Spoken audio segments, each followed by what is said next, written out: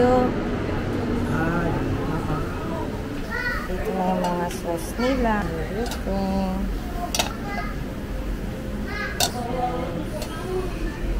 Dito. Ayan. Soft drinks. Unlimited din yung soft drinks nila. Tapos meron din sila ditong ice cream. I know it's unlimited din. Kasama na din sa mga binayaran mo. And the ice cream is ice. Food trip na naman po siya. Soft drinks, hindi kasama sa payment. Ito po yung content creator kong kaibigan. Sikat po yan. I-follow nyo po. Si jowa niya. See? Dami na lang in-offer.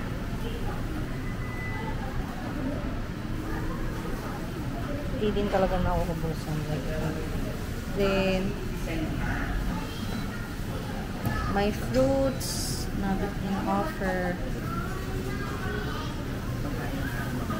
May scallops. Crabs. Food trip na naman. Wala muna, kaya na muna ako. Ay, hindi ko muna sa ako. Teka lang.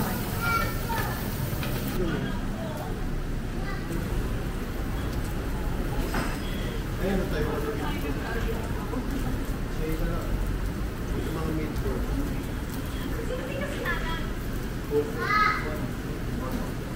Overload na yan ah. Kasi niya papapaking ko yan. Go. Ay, magpagawa ka din mo. Ayun nga. Gagawin tayo. Hindi, magsabi ka. Kasi may dito lang magkakain pa. Okay na yan. O sige. Masarap? Bakit? Yan. Ito yung menu nila. $5.98 only hot pot or grill only. $2.80 may solo set kasi sila dito. Tapos yung $9.99 good for 3 persons na. Kung gusto niya naman ng only hot pot and only grill, 649 pesos na siya.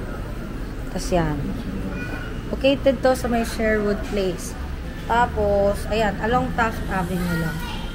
Tapat ng SMDC, yung Green Residence.